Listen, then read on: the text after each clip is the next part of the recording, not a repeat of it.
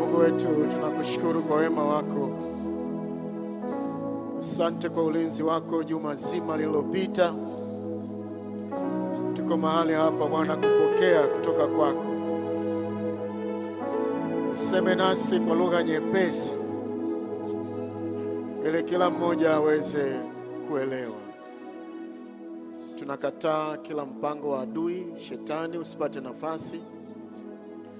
Roho Mtakatifu msaidizi, mwalimu, tufundishe kwa lugha nyepesi ili baada ya hapa tuendelee kuwa mabalozi wazuri wa ufalme wako. Tunaomba hayo yote katika jina la Yesu Kristo. Amen. Amen. Hallelujah. Naomba uketi tafadhali. Na asifiwe sana. Lakini kipekee pia napenda kumshukuru Mungu kwa upendo na ukarimu wa rafiki yangu mchungaji Lobadanja. Alipokuja nilipoambiwa nakuja mchungaji kutoka Usukumani, nikasema kazi nayo. Na ulianza utaratibu mzuri sana kwamba anapokuja mchungaji mwingine kupokea unakaa naye mwezi mzima. Nikaomba sana Mungu asikae nyumbani kwetu, maana ninajua shughuli yao ya ugali sio ya kawaida. Na bahati nzuri wazee wakina Shimba na wengine wakamtengenezea mahali akakaa kidogo. Kaa namkaribisha kwa muda tu. Kwa hiyo nilifanikiwa. Lakini naomba mumpe makofi mengi Bwana Yesu kwa ajili ya utumishi wake. Kwa ajili ya utumishi wake.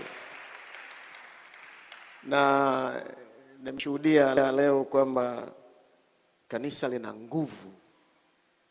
Unaweza kuona kabisa uhai wa kanisa. Hasa kwa kizazi cha sasa, the generation now.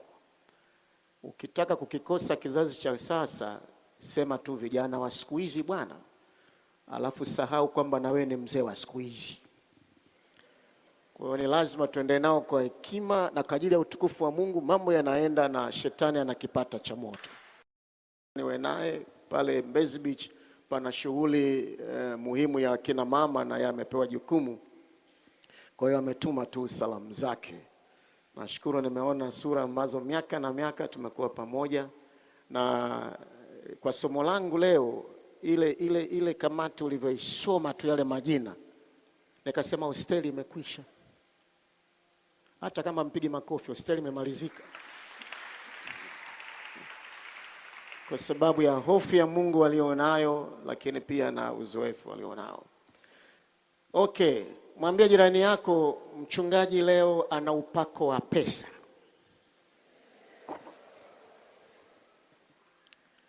Mpe mkono tena ukitabasamu, hata kama hana pesa mwambie upako wa pesa. Kwa hiyo sitazungumza kingine chochote leo zaidi ya pesa, noti, matundu au vyovyote unavyoita kwa lugha ya kwenu, pesa. Biblia inatuambia hatuna muda, sema fedha ni jawabu la mambo yote. Uwe umeokoka, hujaokoka, umeenda shule vizuri, hujaenda shule vizuri, noti. Ngeukia jirani yako mwambie unamuelewa pasta hiza au inapita hewani. Bwana asifiwe sana. Na masomo yote yaliyosomwa ndio masomo ambayo nitacheza nayo. Bwana asifiwe sana. Mnanipenda bado? Maana usangine ukihubiri injili na gusagusa mfuko kwa kazi kidogo. Zamani, ngoja niweke utangulizi alafu tuingie. Zamani mchungaji akileta mtu alafu anaanza kuhubiri juu ya wakili, utoaji, mavuno. Mimi na rafiki yangu mmoja ameshaitwa mbinguni, sema mchungaji mjanja kweli. Kaona akisema yeye tutamgundua. Kwa hiyo kamuita mgeni ili amsemee. Alafu naanza kuhesabu vichwa yani. Nikifika kama 10, 20, sasa kila mtu akitoa 500, mchungaji na baraza lake la wazee hawajashiba tu. Baadaye nilipompa Yesu Kristo maisha, Roho Mtakatifu akanifundisha kwamba moja ya heshima na upendo ni kwenda mbele za Mungu kumshukuru kwa baraka na uwezo ambao ametupatia, lakini pia ngeukie jirani yako mwambie kugusa maisha ya wengine. Bwana wetu Yesu Kristo asifiwe sana. Katika Wakorinto sura ya 2 mstari wa 9, ulisomwa mstari ule wa 7, nitapenda tusome wa 6 na wa 7. Biblia inasema hivi, Wakorinto wa 2, 9, 6 na 7, inasema hivi: lakini nasema neno, apandaye haba atavuna haba, apandaye kwa ukarimu atavuna kwa ukarimu. Kila mtu atende kama alivyokusudia moyoni mwake, si kwa huzuni, sema si kwa huzuni, wala si kwa lazima, mwambie usilazimishwe. Maana Mungu humpenda yeye atoaye kwa ukunjufu. Hapo mshike na mkono, mwambie Mungu humpenda yeye atoaye kwa ukunjufu. Bwana wetu Yesu Kristo asifiwe sana. Bwana asifiwe sana. Atoaye kwa ukunjufu, Mungu anampenda. Na hakuna mtu ambaye hapa hapendi kupendwa. Yaani kama upo wewe ni kituko tu. Kupendwa ni lazima, ni muhimu, tunahitaji. Na Biblia inatuambia wazi juu ya upendo wa Mungu ulivyo. Na Paulo anatumia picha ya shamba, kwamba mtu yeyote yule ambaye ana shamba, sharti mojawapo ni kuliandaa, kulitayarisha. Anatayarisha vizuri, anatafuta na mbegu, kama kuna mambo ya kufanya ili mambo yaweze kwenda vizuri, apate mavuno ya uhakika. Na anatoa tu, nitasema kwa muktasari, anayefanya hiyo kazi ya shambani haba, yani kwa udhaifu, kwa uvivu, mafanikio yake nayo yanakuwa haba. Na ni sheria ya kawaida kabisa. Na ninyi ni Waswahili, mtanisaidia kumalizia sentensi nyingine. Apandacho mtu, msidai mjui Kiswahili. Apandacho mtu, ngeukia jirani yako mwambie utakachopanda, unachopanda ndicho utakachovuna. Hii ni sheria kabisa. Maana yake kile ambacho unakifanya kwa bidii zote na kwa moyo, matokeo yake yatakuja hivyo hivyo. Kwa hiyo ametoa tu angalizo. Lakini pia ametoa angalizo jingine, anasema apandaye kwa ukarimu, yani akishangilia, akifurahia, anasema atavuna kwa ukarimu. Analiambia kanisa. Na kulikuwa kuna mahitaji mengi mbalimbali, analiambia kanisa la Korinto. Sasa kwa sababu walikuwa na wajibu wa kugusa mambo mbalimbali kwenye kanisa, kuweza kusaidia na wengine, anawaeleza sasa kipindi tunahitaji sisi kama kanisa kufanya kitu kwa baraka ambazo Mungu ametupa. Kila mmoja amebariki vya kwake. Yeye mwenyewe alikuwa na biashara ya mahema, alikuwa ni tent maker, anachapa injili. Akirudi mkwanja umeisha, noti zimepungua, anajikunja, mwanangu anatengeneza mahema, anatafuta tenda, wanajeshi wananunua, wenye shughuli zao wananunua. Akipata mtu wangu kwa Bwana, huyo mguna njia, anaenda anapiga injili, anapiga injili, anapiga injili. Mgeukie jirani yako mwambie kuhubiri injili sio umaskini. Alafu mpe mkono mwambie ni maarifa. Bwana asifiwe sana. Kwa hiyo anawajumuisha wenzake. Tukifika mahali sasa tunahitaji kukusanya, jamani, kila mtu atende kama alivyokusudia moyoni mwake. Alivyokusudia moyoni mwake. Ni kitu cha maisha yao. Na sisi ndivyo tulivyo. Tukija kanisani, tusipokuja kanisani, tukija kanisani, yani hatuwezi kukwepa kabisa kucheza na pesa, kuwa na pesa karibu kwa ajili ya utukufu.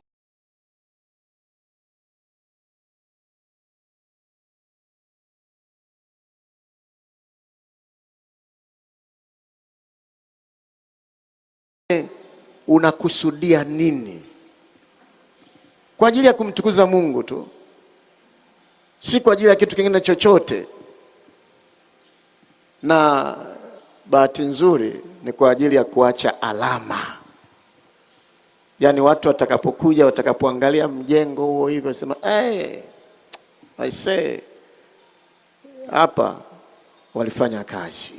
Kuna vichwa hapa vilikaa vikafanya kazi. Alafu anawaambia si kwa huzuni wala si kwa lazima. Unajua kuna ile watu kanisa bwana limezidi yani. Pesa. Yaani wanapenda pesa kweli kweli. Yaani wanapenda pesa badala ya kutuhubiria tu injili na neema na upendo tutende mbinguni. Pesa. Mgeukia jirani yako mwambie wewe usitaki. Bwana tuelezane tu ukweli. Bwana asifiwe sana. Ili jengo tumekaa watu kuna jengo la kanisa pale watu yaani pesa. Na tumewekwa ili tuweze kuacha alama kwa wengine.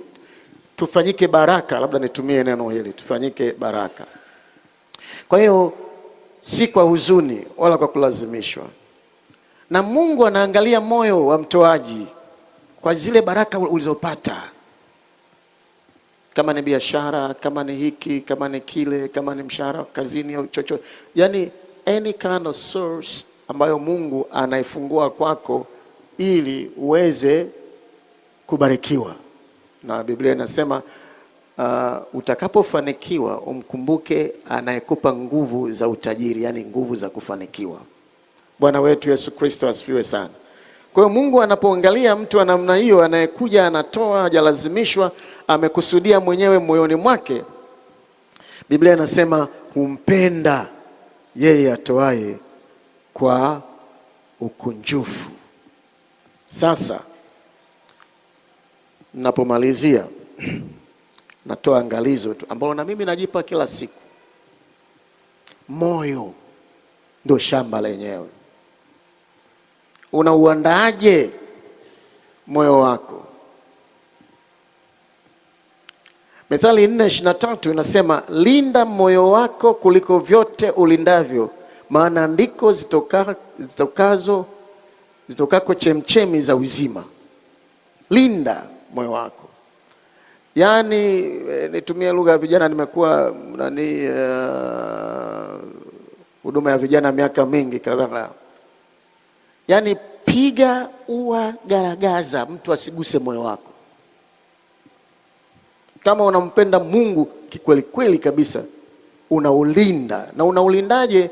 Ujae kumtukuza Mungu na si kitu kingine.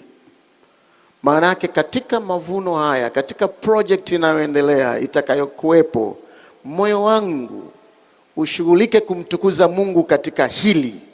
Mimi kama kijana, mimi na familia yangu, mimi na wajukuu zangu, mimi. Pale Mbezi Beach tunatimiza miaka 30 ya usharika ule. Tuna kitu tumeanzisha sadaka ya vizazi. Shangaa kama kitu kigeni hivi, kama cha uchawi hivi. Lakini maana yake ni kwamba tunawekeza hiki, na ni kwa mambo ya elimu. Tuna shule, tumenunua tena shule ya zamani ya Essex pale, ili mwaka kesho kuwe na sekondari ianze. Maana yake nini?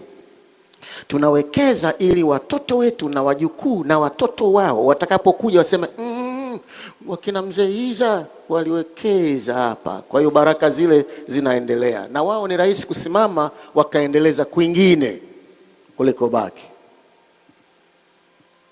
Geukia jirani yako mwambie una bahati sana Mungu kuleta chaplains ya Dar es Salaam. Bwana wetu Yesu Kristo asifiwe sana. Alafu mwambie hapa ndipo mahali pa kuchota baraka zako. Kwa hiyo linda. Sasa moyo wako umejaa nini? Kilichojaa kwenye moyo ndicho kitakachotoka. Hakikisha Yesu Kristo ndiye mapigo ya moyo wako. Bwana asifiwe sana. Hakikisha kwamba moyo wako utamtukuza Mungu, kwa sababu yule aliyekaa ndani ya moyo wako ndiye atakaye kila wakati atakayokuwa anafikiriwa, kila wakati ndiye atakayekuwa anatajwa, kila wakati ndiye atakayekuwa anapewa nafasi zaidi. Na sisi tunampenda Bwana Yesu apewe nafasi zaidi. Tunapotakiwa kufanya jambo kwa ajili ya utukufu wake, basi tufanye zaidi. Hostel hiyo au chochote kitakavyoitwa kama alivyosema ndugu yangu hapo, ni kama Yesu alivyosema, tukifanya mambo kwenye Mathayo 5:16 anasema vivyo hivyo nuru yenu iangaze mbele ya watu. Nuru maana yake maendeleo. Maendeleo yenu yaonekane mtakapoyafanya, watu waone, wapate kuyaona matendo yenu mema, wamtukuze Baba yenu wa mbinguni. Mtakapoweka baraka hizo na msingi huo, mambo yatakaposimama vizuri, watu wamtukuze Mungu. Nakumbuka miaka kadhaa imepita sasa, Mungu alitupa jukumu la kumjengea jengo nyuma ya jengo la kanisa. Mnafahamu hilo jengo hapo? Wangapi wameshaliona lile jengo nyuma ya kanisa? Alafu nyinyi vijana tembeeni nyinyi. Mnabana tu hosteli huko na kwenu huko si wapi. Tembelea church pale mwanangu, angalie kwa nyuma pale. Bonga ya mjengo mwanangu umesimama pale.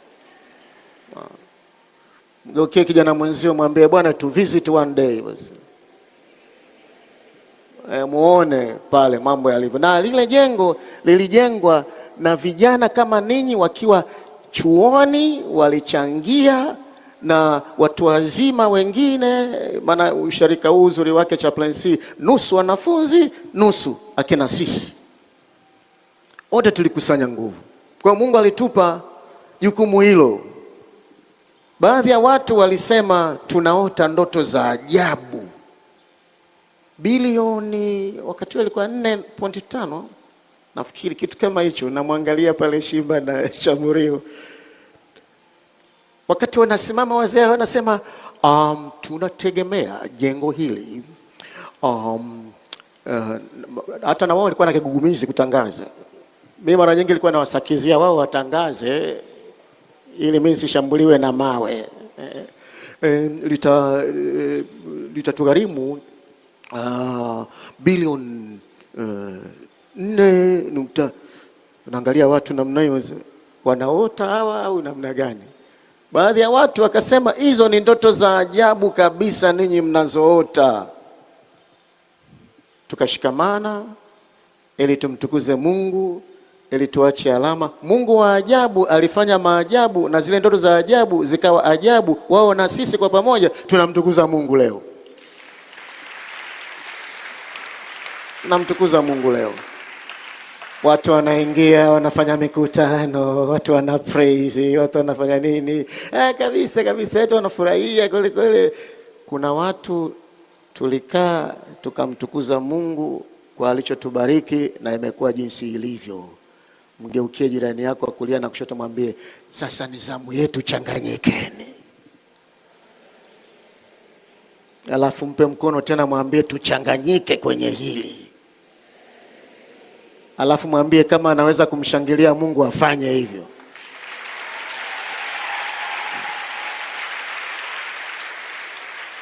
Bwana asifiwe sana. Haleluya. Mchungaji mmoja alisema maneno haya, Mchungaji Hiza, wakati ule, ujenzi huu utaweka alama ya kukumbukwa na vijana wetu kila watakapolitumia jengo hili. Mungu atatukuzwa. Huyu alikuwa anaitwa marehemu Father Mbiku. Akasema hiyo, narudia tena, Mchungaji Hiza, ujenzi huu utaweka alama ya kukumbukwa na vijana wetu kila watakapolitumia ili jengo. Mungu atatukuzwa. Ndivyo yalivyo maneno haya sasa ya mzee Mbiku, kama jinsi ambavyo niliyasoma katika Mathayo 5:16, vivyo hivyo nuru yenu iangaze mbele ya watu, na kuyaona matendo yenu mema wamtukuze Baba yenu wa mbinguni.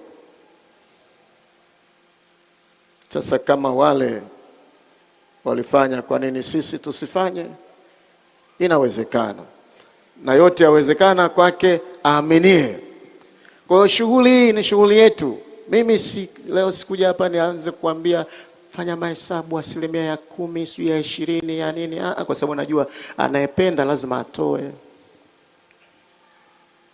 Huwezi kumpenda mtu bila kutoa. Wale watu wa elimu za watu wanasema upendo uko hivi: ukimpenda mtu lazima utatoa muda wako, nguvu zako, au ulicho nacho, lazima. Kwa hiyo kama unampenda Mungu na moyo wako umejaa habari za Mungu, basi ni vyema kabisa tuweze kumgusa Mungu katika shughuli iliyoko mbele yetu, kwa sababu huwezi kukwepa kutoa. Fursa Mungu ametupa, hesabu kama fursa, na shughuli iko mbele yetu.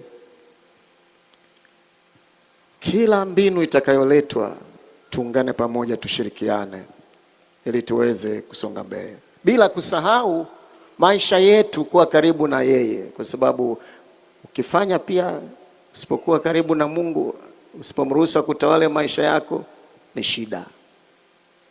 Kwa hiyo Mungu atusaidie tuweze kufanya mambo vizuri. Kumbukeni, alisema Paulo, apandaye haba atavuna haba. Mungu atusaidie kupanda vya uhakika kabisa.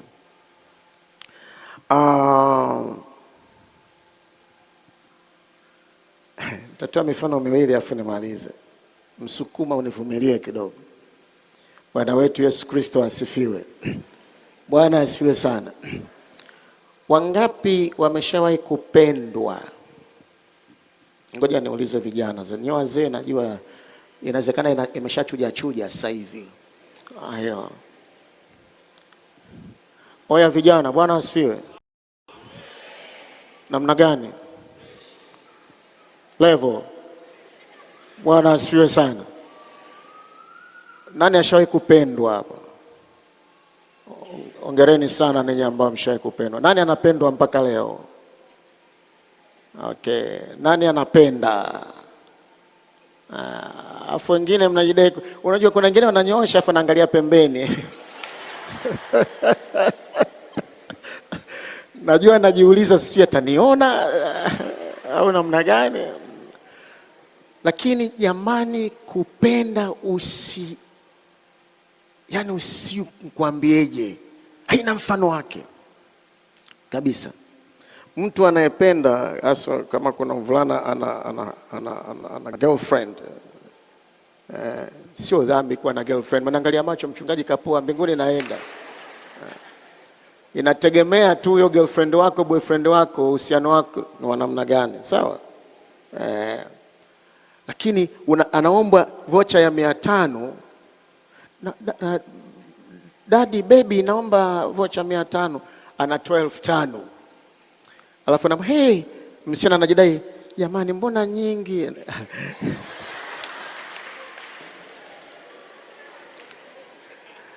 Alafu aliyetoa 1500 anasemaje? No problem.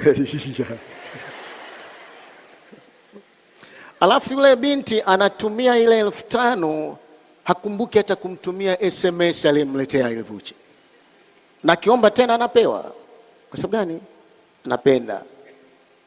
Mesha kunitokea wakati namfukuzia shemeji yako mama mchungaji. Acha kabisa. Kumbuka safari moja bwana, tumekaa tunaongea, yani mabasi yanakuja, limejaa, hata hajajaa mabasi, limejaa. Baadaye nimekuja basi nikamwambia, sasa chukua hii hela, tafadhali naomba ikusaidie kuja Jumamosi kwenye fellowship kule kwetu. Mimi nayo bwana, nayo, chukua tu. Akachukua. Nikapanda basi, ninaunganisha basi jingine, wakati ile mabasi ni shida sana kutoka Mwenge kwenda Kijitonyama. mvua inanyesha. Wakati na ngoja basi linakuja, nikatia mkono wangu hivi mfukoni ili ni tayarishe nauli, nikakuta nauli haimo. Alafu nikafikiria imepotelea wapi ile pesa. Kumbe nimempa Janet. Moyo haukuniuma wala sikupandisha chochote, kwa sababu aliyechukua kaushiba moyo wangu na mimi nimemshiba moyo wake. Kwa hiyo no pressure, no pressure. Mwanangu nikapasua kwa mguu ni parefu, nimefika nyumbani nimeloa, nimetota. Mdogo wangu ananiambia usiku, vipi? Nitakwambia kesho, una shida. Na nilipokutana naye Janet, wala yani sikuwa na shida kumwambia yani umenitesa wewe sina nani. Moyo wangu baridi, umeburudika kabisa, wala una tatizo. Umeona? Ngeukie jirani yako mwambie moyo wako usipate shida kwa ajili ya Bwana. Alafu mwambie lazima tuchanganyike kwa ajili ya changanyikeni. Alafu mwambie inawezekana kwake aaminie. Alafu kama anaamini mwambie amshangilie Bwana Yesu.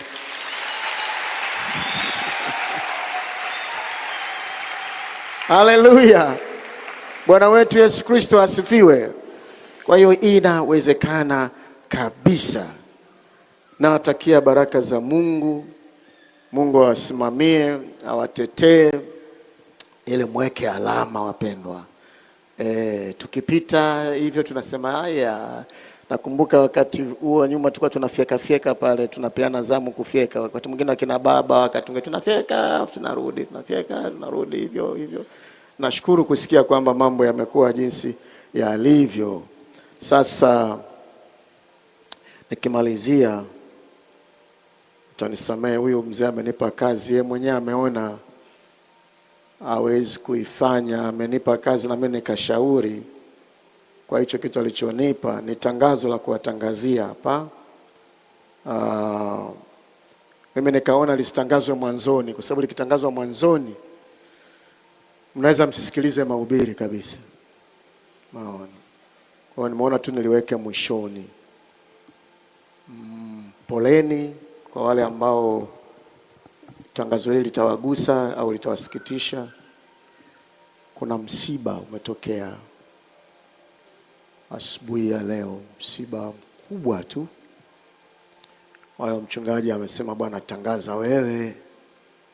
Maki sasa sisi tutangaze mwanzoni kabla ya mahubiri au mwishoni. Lakini mimi kwa hekima nimeona nitangaze mwishoni. Mchungaji James Tubandanja na baraza la wazee wanayo furaha kutangaza kifo cha shetani atakayechia mifuko yetu kuanzia sasa.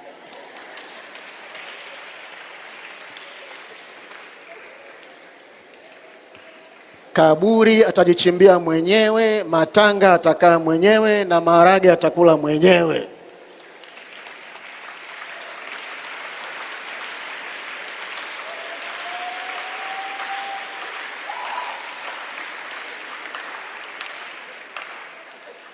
Bwana asifiwe. Hilo mwanangu bonge la msiba la kushangilia kabisa hilo, si ndio? Mpe Yesu utukufu, haleluya.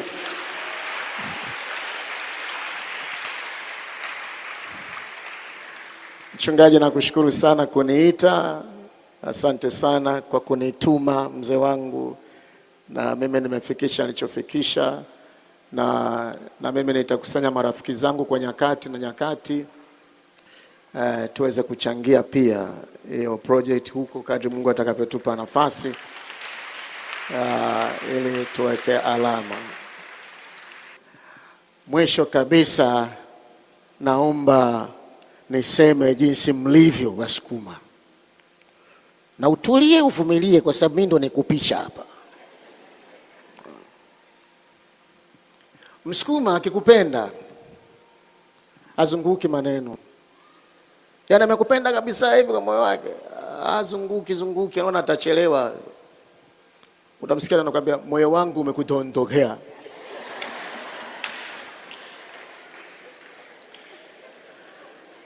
Sasa naomba niwaambie chaplains ya Chuo Kikuu cha Dar es Salaam, moyo wangu umewadondokea.